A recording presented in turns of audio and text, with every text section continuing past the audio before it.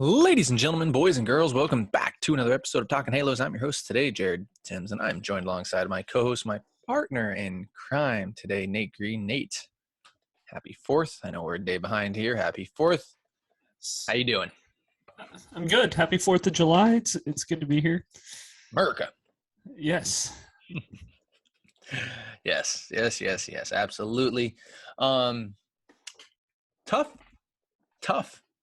It's tough right now, right? You call it tough. I call it expected. Well, I mean, it's tough when you were 11 games over 500 at one point, playing good baseball. Again, you were excited, and I was cautiously optimistic, using one of your words. Oh, well, I mean, I was also cautiously optimistic. I think that though this team was playing very well, not a lot you can do. I don't know. I still don't know. We're gonna break it down today, though. I would really like to break it down because I think there is interesting points to make about every spot of the Angels as an organization, and it'll just kind of be interesting to see where everything goes. We have a lot to talk, a lot to break down. We might break this into 2 podcasts just because we have a lot to talk about. I feel like I definitely do. But first, before we get going, a word from our sponsors. Our sponsors are me, by the way. I like to say, So, Blue Wire. New Balance. They don't sponsor us, but I'm wearing their shirt, so I figured I'd throw that out there as well. Blue Wire as well. If you're looking to start a podcast, go ahead and jump over to Blue Wire. They do a fantastic job for us here at Talking Halos, making us the best Angels podcast out there. Really do believe it. Of course, guys, you can follow us on all our social medias. Just look up Talking Halos. You can follow myself on Twitter, Jared_Timms. Follow Nate and Nate Green 34. And guys, let's get this rolling here. Nate, I sitting here thinking about all the transactions. You can talk about David McKinnon. You can talk about Mike Stefanik. You can talk about the Angels getting Jonathan VR and Tukey. Don't forget Tukey. Yes, and Tukey, but I don't think anybody has a huge expectation for him. Whereas people have decent expectations for a guy like David McKinnon, 27-year-old who's making his debut. Mike Stefanik, undrafted free agent, and Jonathan VR, somebody that was just released by the Cubs, and Angels picked him up. So it got me thinking. I was like, why? What is there a certain perspective that people get, Angels fans get, whether it's from the writers or whether it's from ownership or coaches and such like that, that's these guys think that that fans think that they're going to overperform, and you look at it. I brought it up to you as Jonathan VR, probably not a leadoff hitter by any means. The Angels have a decent 1, 2, 3, 4 in their lineup. They've struggled in the bottom half of their order. The Angels pick up Jonathan VR after getting DFA'd from the Cubs and put him in the leadoff spot. I'm okay with it. It's fine. But do you think that puts a perspective that Jonathan VR is all of a sudden the savior? Same thing goes with Mike Stefanik, a guy who absolutely crushes it. And I'll take a little bit of blame for that because I've always promoted Stefanik in a good way because it's an awesome story. And he proceeds to come up and strike out 3 times. We'll get into the striking out 3 times thing because I think there's a lot to talk about on that side of things as well. But, do you think that – what do you get what I'm getting at here? Like, I think I think there's 3 problems, and they all kind of go together. I think the first problem, it is other teams. Other teams call up guys, and those guys go off. You look at teams like the Dodgers. The Dodgers call up a guy who, 24, 25, 26, 27 years old, hasn't really been a name at all, and then all of a sudden goes off, and it's like, who the heck is this guy? You look at teams like Oakland or even Houston or Atlanta, and you look at all these teams, they keep calling up guys, and they keep producing. Sometimes for very short stretches, but they produce. So I think that's problem 1, is we look around the league and we see other teams calling up random guys, and those random guys go off. Maybe it's only for a week or 2, but those guys still go off. I think the second problem is Angel fans overvalue their prospects. I do. I think part of that is they don't understand that AAA, if you hit the ball in the air, the ball's gone. So everyone in AAA should have good numbers. If you don't have good numbers in AAA, then there's a real problem because then you're really not that good of a hitter.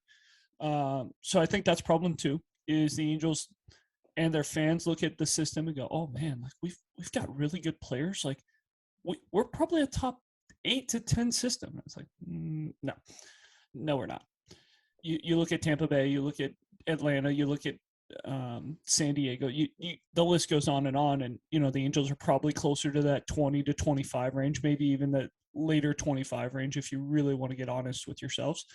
Side note question: is Stefanik being I have him at 22 and McKinnon being at 34 feasible? Is that acceptable? Not top 10 guys, correct? No, that's fine. I don't have a problem with that. I just think that people hear, oh, the Angels are calling someone up. They look at the AAA numbers. They go, oh my gosh, this guy rakes, and oh, they're not even in our top 10.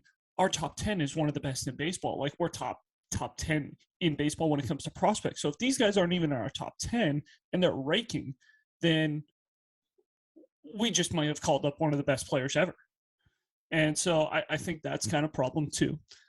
And I think the last problem is development, honestly. Like there's always going to be hype around calling up a kid, whether he is 22, 27, whatever. But I think we need to understand that development takes time, and part of the development process is playing in the big leagues. So, yes, I do think that is a problem with Angel fans and with everyone in general that, we get a guy and it's like, oh my gosh, this guy's just about to save our season. And it's like, Dave McKinnon's never been in the bigs before he's 27 years old. There's a reason for that. Yes, I understand there are a couple late bloomers and it happens, but like, it's not something that you want to, put a lot of money on and just be like, oh, this guy's going to change our franchise. Same thing with Stefanik. You're not going to get a bunch of guys that are undrafted to become all-stars. It happens, I think Matt Palmer was the last Angel to do that, if I remember correctly. Yes, so it does happen, but yeah, I think that's the biggest thing is the hype around it and yes, I would say there is some hype from media members that make it sound like Stefanik is the next Dustin Pedroia is what I'm hearing. He's a good player, but I think if you compared him to like David Fletcher, I don't know if there's as much hype. I think it's like, oh, cool, we got a solid role player. But when you compare him to Dustin Pedroia, who's won an MVP, won a World Series, and things like that, then everyone's like, ooh, this team is legit. So I think there's three problems. Question for you on top of that. You mentioned other teams being kind of an issue. We'll get into the scouting side of things and we'll get into everything in general because I think there's 4 things I want to break down. Kind of interesting question that I've been thinking about. I kind of asked you about it. If you put the Angels, this 40-man group in Houston or in New York, San Francisco, LA, Tampa, are they a playoff team? No, it's close. So? They're closer to 500. I don't.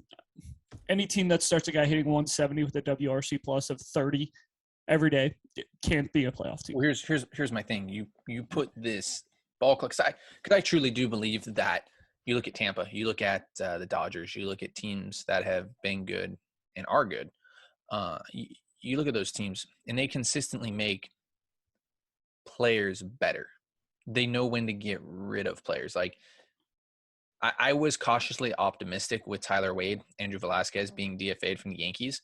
Like we knew, you knew they were going to be okay. You knew what you were getting out of Tyler Wade, and he was exactly what Angels got. You knew what you were getting out of Andrew Velasquez. We knew he wasn't going to hit, and we knew he was going to play good defense. And if he found his way to playing every day, this team's in trouble. And hey, weird, look where they're at. So I think that it's tough. it's a tough question when you think about it. Like if you put the Angels in a different uniform and you put them in a completely different organization, I think that they are a good team because good teams make good players. And you mentioned development, like somehow like Joe Adell is going to be fine as an Angel, I think. But if he goes to another team, he's going to go off because it's a development thing, I think the Angels just can't figure out how to get from AAA to the majors. And I don't know That's why. fair. I can't. That's fair. I can't figure out why. There's a lot of theories out there, but I just don't know. I That's don't know fair. why. And you can't. I can't. You can't blame. I don't think Matt Wise does anything. Like not a good way and not a bad way. Like Matt Wise is a coach. Like he doesn't do anything. Phil Nevin doesn't do anything. Like those guys. I don't think they do anything to either A, make the team better or B, make the team worse. They just put the lineups out there. Like I think they preach a philosophy from the top down, yeah. which is part of the problem. I think the philosophy is not great, but we'll get into that in a little bit. I know. I do think that anytime you have a guy with a WRC plus of 30 starting every day, there's a problem. And you can put the Angels in the Yankees uniform. You can put them in the Astros uniform. You can put them in the Dodger uniform. They're not a playoff team right now when you have a guy who plays every day with a WRC plus of 30. So, yes, those teams probably would have made a change by now and found someone to play every day. Absolutely. But if we're taking this exact same 40-man roster and there's no changes, no. And you look, Velasquez was the same hitter in New York as he has been in Anaheim. Maybe he's been a little bit worse in Anaheim, but I mean, it's not a lot worse. So, yes, I can't stress it enough. You can't have a guy who is 70 points below league average as a hitter. 70%, actually. Yeah, 70%. Thank you. 70% below a league average hitter. It just can't happen. So, yes, the Angels would be much better. Don't get me wrong. They would be a lot better in any of those uniforms because those guys know what they're doing. It feels like they know when to make changes. They do. And it feels like they get the best out of their guys every single day. And it doesn't feel like the Angels get the best out of their guys every single day. So I think that is a very good point. Definitely. So let's get on to what, I actually want to talk about. I mentioned it to you. I texted you. I was like, I want to have a podcast that we break down basically the 4 pillars of a major league organization. And that's ownership. And that's the front office. That's management. And that's the players. So I want to break those 4 down as best as we can. If it takes 2 podcasts, I'm going to go with that because I think we're going to have a lot to talk about. And it's really interesting to talk about this and break these down because I don't have an answer. Like, and I know you blame one of these pillars, but you look at it and 2 of them. I mean, you can blame all 4 of the pillars if you really want. Like, let's start with Artie, right? Yep, let's start there. So somebody mentioned this on Twitter the other day, and Shohei Ohtani's had 4 different managers, 5, 6 technically, if you count the 4 that he's been through this year, Bill Hasselman and those guys. Technically, if you want to go there, he's had 4 managers in Sosha, Osmus, Madden, and now Nevin. He's gone through 3 GMs, if I'm not mistaken, maybe 2. I thought 2. Somebody said 3. I think it's 2. No, 2 because GMs. It's gonna be 3 pretty soon. It was just Billy who got him. Billy was the only one who got 2 him. 2 GMs, and he's gone through how many pitching coaches? Right. I think that starts at the very, very top with Artie Moreno. As weird as that sounds. When Artie Moreno and it trickles down through the organization as well. When Artie doesn't, and this is not a knock, and this is actually a knock against Artie, but shouldn't be taken really as a knock. When Artie doesn't pay people correctly, and whether that's minor leaguers, whether that's coaching staff, it's hard to keep guys around. It's hard to keep guys happy, and it's hard to continue to develop. Correct? That's 100% true. So it does start at the top with Artie. Can you give him all the blame? Absolutely not. No. Let's talk about Artie a little bit. We'll just start with he's a New York GM in Anaheim. And let me clarify what I'm saying here. New York GMs are very, very high profile, or excuse me, owners. New York owners are very, very high profile. It is all about them. It is not all about the success of anyone else. When you look at the Yankees, everyone knows who their owners, right? You look at the Mets, everyone knows who their owners. The owners are very, very involved. You look at other sports, everyone knows the New York Knicks owner. Some people will say the New York Knicks owner is one of the worst owners in professional sports. Okay. Cowboys. Sure. Let's go Cowboys. Come on, Jerry Jones. Everybody knows who Jerry Jones. Oh yeah, everyone knows Jerry Jones, but I'm just saying the Knicks owner, very well outspoken, tries to make decisions. I mean, he hired a guy's dad to make sure he got that player on his team, and that player is someone that maybe half of the planet doesn't even know he plays basketball, so that's probably not good. But NFL, you look at the Jets and Giants, always very well known owners there as well, have not had a lot of success, especially since they put their hands on the roster decisions and things like that. Artie Moreno wants to put his fingerprints all over the roster decisions, all over everything he possibly can to show that he knows what he is doing. Or maybe it's just one of those businessman things where it's, hey, I don't trust anyone. I want to get it done right, and I know if I will get it done right. So that is a big problem with Artie, where he just wants total control of something he is not 100% in the loop on, shall we say. With control, I'm going to ask kind of a difficult question here. With control, do you think that Artie Moreno truly likes baseball, or do you think that owning a baseball team is a status quo for him? Or not status quo, but like a status thing, like, hey, look at me, I own a baseball team. I actually think it's the status thing. I don't. He doesn't show up to many games. I think he enjoyed baseball at one point. When he first owned the team, I think it was like, I really enjoy baseball because he was at like, do you remember? I don't know if you remember this or not, but like when the Angels, when Artie bought the team, he would go sit in the upper deck and talk with fans. I don't know if you remember that or not. I do remember that. Like it was all about the fan, and now it's not. So I to answer my question, and I'll let you answer it too. I think that he liked baseball at first, and then I think it turned into a business, and I think he tried to make money instead of knowing that baseball is going to make you money, because baseball it's all ever growing. It's an evergreen tree. You know, it's always green. It's always going to be growing. You're always going to be making money if you're winning, and the Angels aren't winning. So, but go ahead. I mean, even if you're not winning, you'll still make money. But I think Artie Moreno, I don't think he ever truly enjoyed baseball. I think maybe he liked watching baseball and knew that it was going to be a very good investment. But I don't think he ever truly enjoyed baseball. I think he's always had in the back of his mind his 5-year plan, his 10-year plan, and his 20-year plan of, okay, I want to buy the team, and then I want to buy the area around it. I want to make the area around it my area and kind of build an own downtown Anaheim. Like, he's already had, that was one of his plans. One of his plans was, I want to buy the team, and I want a second team in Arizona. So maybe I move the team to Arizona, so there's 2 teams in Arizona. He's always had these kind of plans and ideas. So I think he's always been the guy to be like, hey, let me buy this team and let me start to be a businessman and make money and show everyone how good of a businessman I am. I think that's honestly where it's at.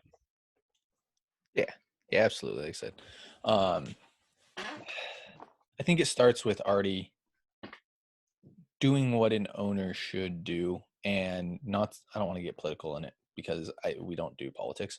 I think that Artie needs to get back to his ways of what he was before. I don't know if that's ever going to happen, and we'll see. You know, we'll see what happens.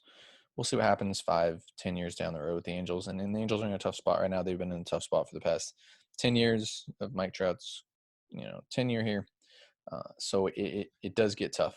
Let's go ahead and move on to front office.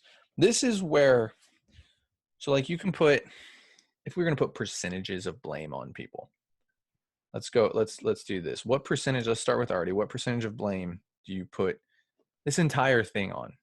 50%. 50%? I go 50%. It's Half of this is his. Well, he's, to be Yeah. fair, he is making the decisions. He is the one who is telling the GM who to get sometimes, not all the time, but sometimes. He is also the one who hired the GM, and then the GM hires everyone else. So I think that Artie gets half the blame. Yeah, that's fine. You sold me on that. I was gonna say closer to like 40, but 50 is fine. Okay. I work with 10%. Yeah, I thought you were like 25, 30. I was like, oh boy, now we're. I was gonna say 35 at the lowest, and then I was like, it's probably 40. But you can sell me on 50. Just 50. because, and only because Artie's been here the longest. That's true. That's what you look at longevity, and we always say like, oh, I want to be the Dodgers, oh, you want to be the Astros, you want to be the Rays, the Yankees. Teams have been good for a while, and Artie's been here for a long time, very long time, and it's just a giant circle at this point, every single year it's the same thing. It's the definition of insanity, doing the same thing over and over again, expecting different results. So yeah, I give you 50% just because it's been happening for 10, 12 years now. So let's go ahead and get on to Perry and staff, the front office. This is where I put more of the blame. So 50%. This is why I was going to put 40, because I was going to say 30% on the front office. I'm still giving 30% on the front office. My answer wasn't. I can live with that. So I can live with that. It was going to be 50, 30, 15, 5. That's about where I was at. I was going to put 5 on. Assuming you're putting 5 on management. Player. I was going 5 on the players. Players got to play. We'll get there. Let's get to Perry and staff. This is where, again, I firmly agree with you. And I don't think I think this is kind of something that you look at as Jerry and Billy and Perry, not just as a Perry thing, because they all did have parts. Like Jerry did his thing, and that was Artie as well. But Jerry did his thing to just completely, he went out and made a lot of trades and a lot of interesting moves, which is fine if you're winning, but the Angels weren't winning. So then you go to Billy, and I liked what Billy was doing. He was following a plan. It made sense. I don't know how much control he had, but he had a plan, and it made sense to me. And then you get to Perry, and not a lot makes sense to me about what's going on, which could be a good thing. I've said this a lot. If it doesn't make sense to me, it could work, because what's made sense hasn't worked. But the thing that gets me the most, and this is why I think this team is losing so bad, and you look at the Angels against first place teams this year, they are 4-15, which is brutal, by the way. That's Astros, the Dodgers, the Mets, and the Yankees, 4-15. And you watch those teams, and every time I watch those teams, the thing that sticks out the most to me is that the Angels don't just get beat, they get throttled. Like it's almost like those teams know what's happening, before the Angels do. It's like they can see the future, and the Angels are sitting here like 3 steps behind them. And you're like, Jared, why is outplayed? Yeah, they get out organized or organizationed, if that makes sense. Like everything about them is just like you watch the Angels play the Astros and the Yankees. Those two in particular, these two series, when the Angels Astros play and the Angels Yankees play, it's like it's like different leagues. It's like watching the Angels as newly drafted college guys come in and play the freaking Bronx Bombers. Like that's what it feels like to me when they're playing. Like that's how good of a front office those organizations have compared, and the Dodgers too. The Dodgers especially. And this year it's been completely evident to me. Like there have been years in the past where I'm like, like some of this stuff doesn't, like, why, that's weird. But this year it has made it 100% evident to me that the scouting department is just not up to par. Like I don't know what's going on there, but like we've talked about this before. It's like going to a game with no scouting report compared to going to a game with you've seen them, you know what these pitchers are doing, you have a report on these guys. That's what it seems like. It seems like the Angels are coming into some of these games without a report on anything. Like Mike Stefanik hasn't, and this might be a bad example. Mike Stefanik didn't strike out at all in the minors. Not very few. Goes to Houston, strikes out 3 times. You know what that tells me? First off, he's probably a little bit overmatched, which is fine. You expect that out of a guy. But second off, you expect him to put bat on ball a little bit and not strike out that much. I think that Houston had an unbelievable report on him. You know, like that's what I think. I think Stefanik's going to go to Miami and he's going to hit a little bit. Like, he's not going to be this big strikeout guy. But I just think that this is where I think that the Angels in general lack tremendously. And I'm not saying that this team is an all-star team by any means, or a playoff team or by any means, but this is why I asked you if you put the Angels in a different organization, if they're a good team, because I think that scouting department is so far behind that that's where I stand. I don't know what you think about it. Yeah, I'll bring up one other thing that I think is more relevant to the scouting department, because like Stefanik, yeah, probably a little bit overmatched. Trout doesn't see the ball well in Houston. It could just be something where it's tough to see the ball well in Houston, honestly, if you haven't played there often. So I will give him a pass. But I will bring up another Houston game. It was early on at home. Fletcher's hitting. The right fielder is playing 2 steps from the line. Yes. 2 steps from the line. And not very – I mean, we watch the Angels daily. Like, every game we watch the Angels. And we know that's how I'd play David Fletcher. Oh, yeah. I play him on the line. That's 100% how you play him. You would play him oppo in the air with, like, 3 steps from the line and right. You would put your center fielder in right center, and you'd put your left fielder in left center and say, beat me.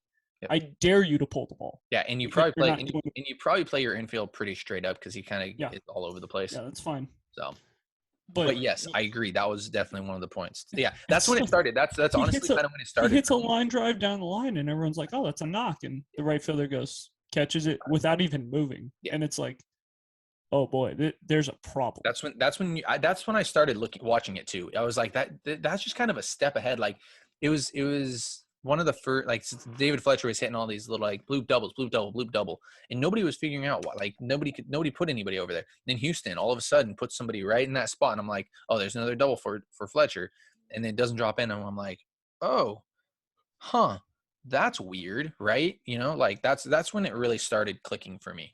I was like, oh, there's something a little different going on here for sure. Another move, and this was against the White Sox, which I don't know if the White Sox. I'm sure the White Sox have a pretty good scouting department, but the whole Elvis Peguero thing with Mike Trout in center field. Yep. You know this?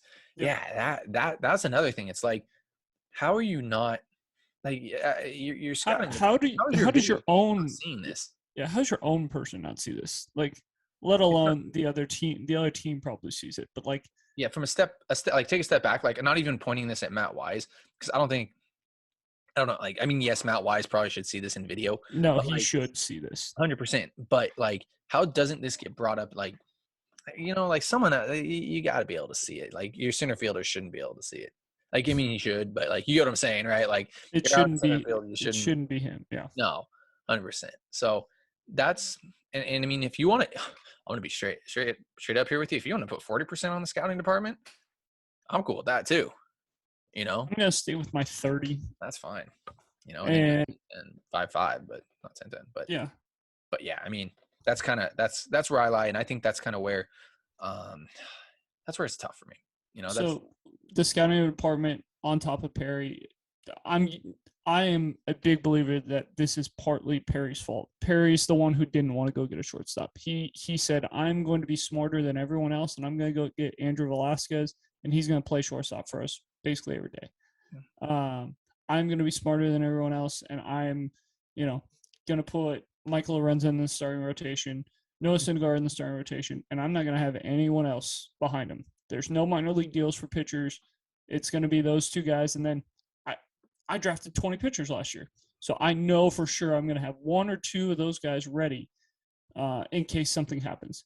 Because honestly, if you want to be honest with yourselves, if you have a 6-man rotation, you're going to need at least 10 pitchers that are ready to pitch in the big leagues if you want to be a playoff team, because there's always going to be injuries. There's always going to be injuries on the pitching staff. So, or there's just going to be a guy or two who doesn't pitch well. So you're always going to need depth. And I'm 100% on the blame Perry train, because this roster is not very well put together. He had a lot of money to put a very good roster on this field. He had money. This is the first time in a long time the Angels had money to put a good roster on the field. I don't think he spent his money wisely. I don't think he spent his money on positional need. He spent too much money on bullpen use when Aaron Loop and Ryan Tepera is very, very average. I can find that guy for a minor league deal 15 times a week. Yeah, I can find that guy DFA'd every other week. Not being put in the correct spots is my thing. Like, Aaron Loop is not your eighth inning guy. Ryan Tepera when you pay them $8 million, he is. Exactly. That guy $8 million, he is. I do agree. I agree. So you got to put those guys in the right paying spot. those guys $8 million. Right spot. Those aren't $8 million players. The Dodgers aren't paying those guys that money. The Rays aren't paying those guys that money. Yeah, go ahead. Andrew Heaney. He's a starter. Paid him $8 million, though. And he's starting for them.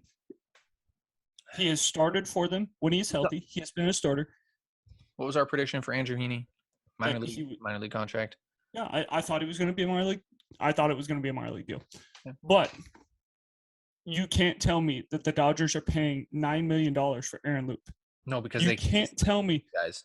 You cannot tell me they're paying Ryan Tepera, who has been a very average pitcher that you can find DFA'd every other week, $8 million. Here's the difference here. So $8 million for Ryan Tepera. The Mets turned Aaron Loop and the Rays turned Aaron Loop into what he was off of nothing, off a minor league deal. Ryan Tepera was turned into what he was off of a minor league deal, right? The Cubs had him the whole time. You know what I'm saying, though, right? Like, off a low salary contract. Yeah. You need to develop. Angels doing a okay job of development, especially pitching down the minors. There's some interesting things going on, right? I'm not spending $16 million on two relievers that have been very average throughout their entire career. I'm blaming Perry. $16 million. That is one pitcher.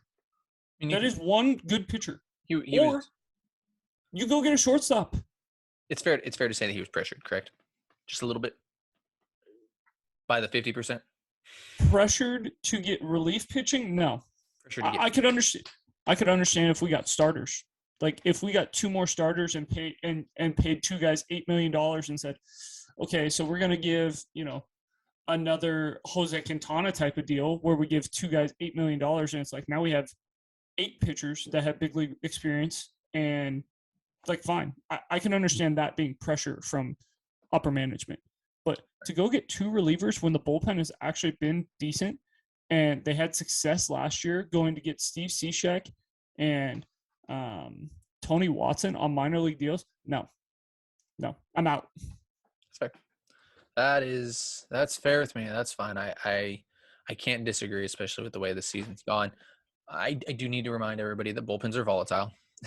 Like next year, the Angels have Tepera and Loop and Iglesias again. That could be one of the best trios, though I think they need an 8th inning guy at least. You got to go get another bullpen piece, which the Angels have the makings of, and we'll talk about that on the next podcast. I don't want to jump into too much here. We've already gone long enough. So, Nate, you got any final thoughts?